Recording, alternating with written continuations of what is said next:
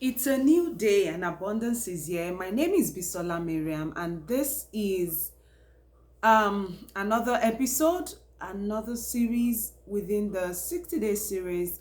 And we've talked about, food addiction on day 14. Day 15, we talked about sexual addiction or sex addiction. And today, being day 16, we're talking about um, another type of addiction, which is pornography.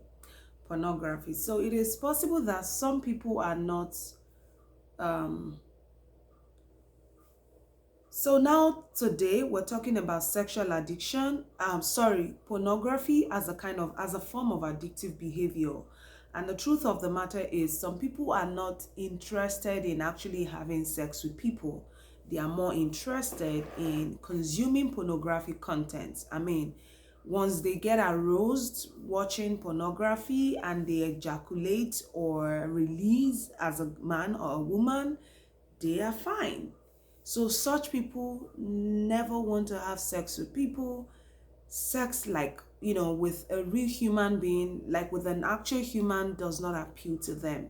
And so for them, sex is not an addictive behavior, but pornography is the uncoping strategy or the wrong coping strategy for whatever trauma they might be going through. And so today I just thought to share with you, you know, about pornography and the fact that, sometimes if, for instance, let's say you're dating a guy or a lady and this person tells you that I don't cheat, I only watch pornography. You're condoning that behavior because you feel that person is not intimate with a human being. It's still a wrong thing to tolerate in a relationship, and you don't want to get caught up in that kind of situation. So you do not, I repeat, you do not want to tolerate somebody because the person gives you an excuse that it's just pornography. I'm not having sex with anybody. It's just wet texts. That's wrong. Once you give somebody a yard, they can take a mile. So do not condone. If you know you cannot do it, do not take it from someone you are committed to. Or if you know you are doing pornography yourself, then there is no way to justify, or you can't possibly tell someone you want to be committed to or you are committed to stop doing it. So if you're not doing it, do not take it. Like, set strict boundaries for God's sake. If you are going to be loyal, committed, you're going to be willing to be like really intimate with this person in the right way, okay, then don't tolerate any behavior. I repeat, do not tolerate any behavior. Do not tolerate any behavior from the person that you claim you love, or the person who claims to love you.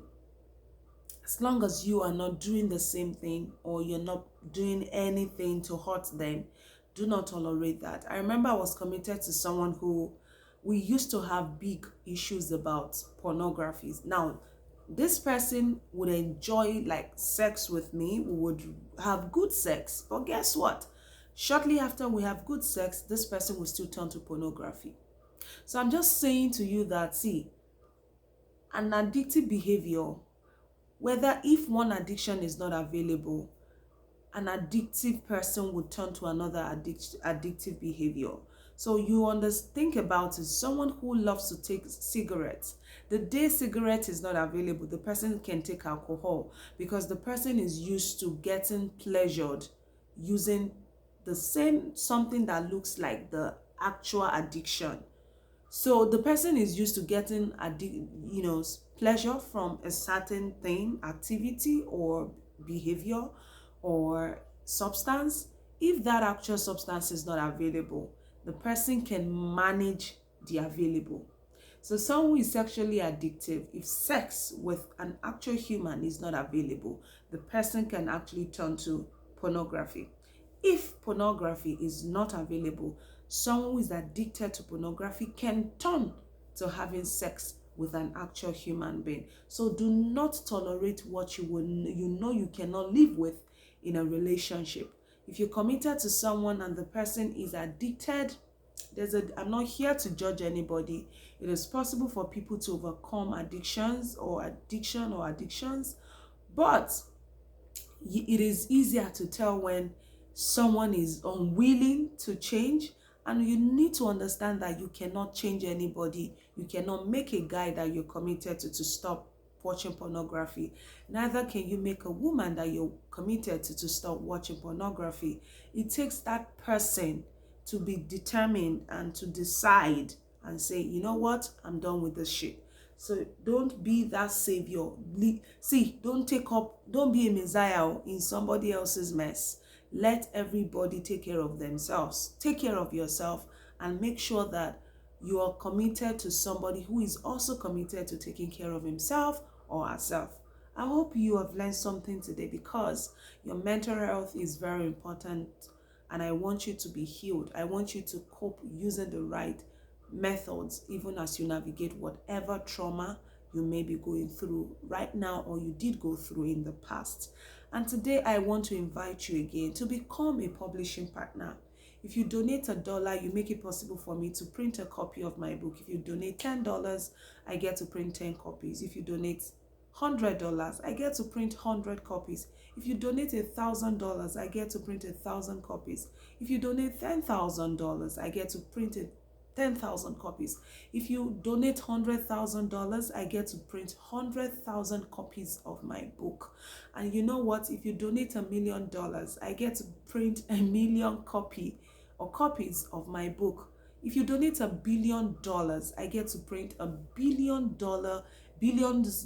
billions. So copies worth $1 billion. Okay, so there is no limit to what we can do to change the narrative about intimate partner violence, domestic violence. And I want you to join me in this fight. I want you to join me in this war. It's not a war that one person can fight. It's a fight for all of us, for you and I, a fight for justice. And together we can make this real change. We can make the world indeed become a better place. And to do that, to support me today, I invite you to simply go to my website, go to bisolamiriam.com/becomingbm, bisolamiriam.com/becomingbm. I need your help, and I know you can make this happen for me. Abundance is here, there is no lack, and God bless you. Take care.